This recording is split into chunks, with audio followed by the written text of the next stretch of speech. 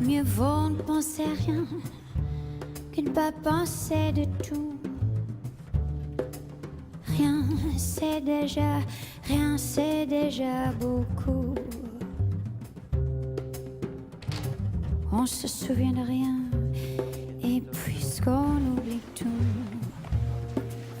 rien c'est bien mieux, rien c'est bien mieux que tout. L'idée principale, c'est de faire de la conservation. On est là pour conserver les documents précieux de la bibliothèque, et soit on les répare quand ils ont besoin d'être réparés, bien sûr, et d'autres, on les met en état de conditionnement pour les conserver dans le temps. Là, les livres anciens passent par chez nous pour leur refaire une petite santé, les cirer, les nettoyer. On a quelques ouvrages un petit peu délicats puisque nous avons un rouleau de parchemin sur lequel est inscrit donc un acte de vente. Ces documents-là, des actes notariés, étaient plutôt écrits sur du parchemin. Et ensuite rouler. Donc forcément, ce genre de documents très spécifiques, on est obligé de les conserver, de faire un conditionnement spécial, et on lui a fait une boîte qui va permettre effectivement de le garder précieusement tout au long du temps. Alors cet ouvrage-là a été fait dans les ateliers Jacques Laucournet il y a déjà une vingtaine d'années. Donc c'est un ouvrage qui a été illustré par Sansfourche et sur lequel qui a été recouvert donc d'un plein cuir en chagrin avec incrustation d'émaux. Vous avez un émail devant et un autre derrière. Alors ce travail-là s'apparente à un travail artisanal, à un travail d'art également. Oui. Donc vous avez entre vos mains des pièces qui sont des pièces uniques. Tout à fait. C'est entièrement unique. Qu'est-ce que ça représente pour vous un travail sur cet ouvrage-là, ou comme le grand livre là qui est juste derrière vous et qui m'attire, il a un côté mystérieux celui-là. Il a un côté mystérieux effectivement.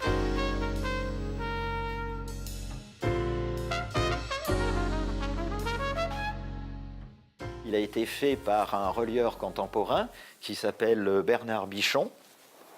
Un relieur qui s'est installé chez nous il y a quelques années et qui nous a fait des ouvrages absolument fabuleux, comme celui-ci. Alors quelles sont les caractéristiques de ce livre ? Alors les caractéristiques de ce livre ont été qu'il est couvert en plein veau. Plus exactement, c'est du box, mais on dit du plein veau, avec incrustation de pièces pour donner du relief à la reliure.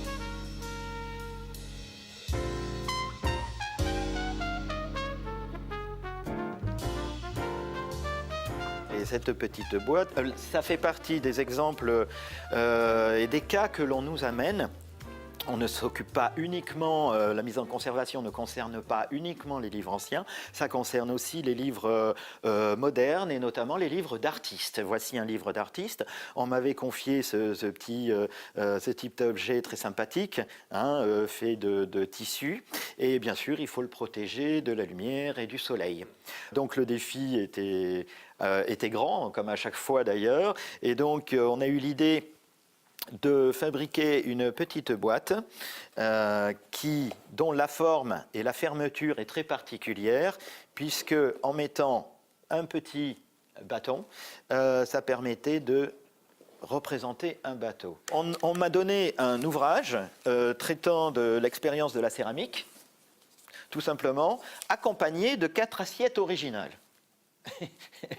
Et la difficulté était de mettre en état de conservation, bien sûr, ce genre de document. Donc l'idée a été de fabriquer une boîte qui permette à la fois de sortir les assiettes individuellement, mais aussi, voilà, en ouvrant les différents tiroirs, on peut aussi les exposer sans toucher aux œuvres qui ont été mises dans les boîtes.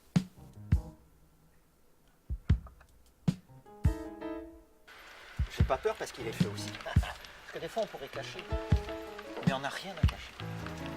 Regarde-moi ça, Cécile. Nous sommes dans une des réserves de la bibliothèque.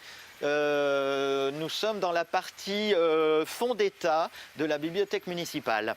C'est-à-dire que ces ouvrages appartiennent à l'État et nous avons obligation de les conserver correctement et de les entretenir. Donc pour cela, vous avez environ 20 000 ouvrages ici où le travail de dépoussiérage, entretien, cirage a été fait. Nous avons commencé il y a 7 ans et nous venons juste de finir effectivement cet entretien. Et cette mise en état de conservation, comme vous verrez, où quelques ouvrages ont besoin qu'ils soient mis dans des boîtes pour les protéger du temps et de la poussière, bien sûr, et tandis que les autres ont été réparés. Certains ont été réparés, les cuirs étant fragilisés de par le temps, donc on les a réparés, tous les uns après les autres. Alors ces livres qui sont aujourd'hui en état, on va pouvoir les conserver combien de temps dans cet état-là? Écoutez, si l'entretien, les conditions climatiques sont correctes ici, donc pendant plusieurs centaines d'années, j'espère.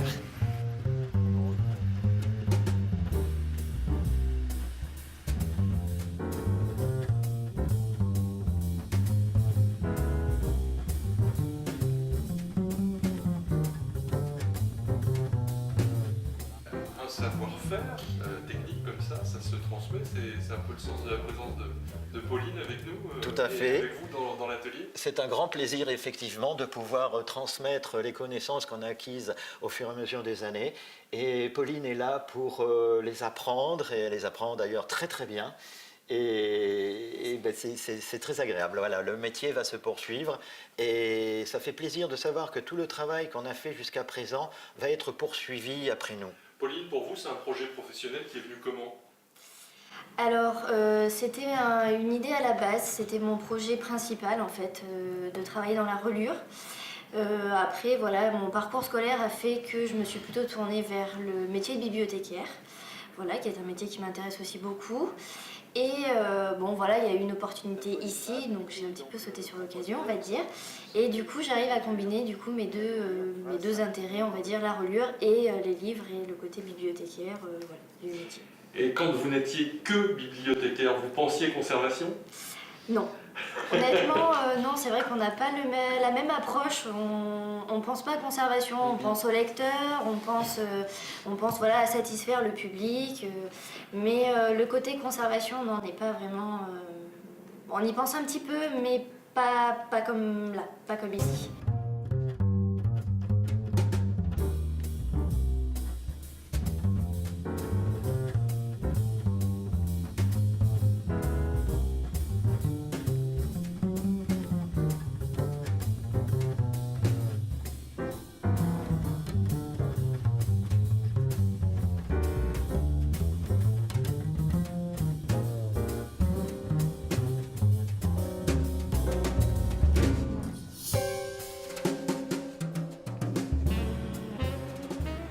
Bien sûr, ça demande énormément de patience et de calme, bien sûr, et c'est extrêmement reposant d'ailleurs comme métier, paradoxalement. Qu'est-ce que ça représente d'avoir entre ses mains un ouvrage du 15e, 16e, 17e siècle?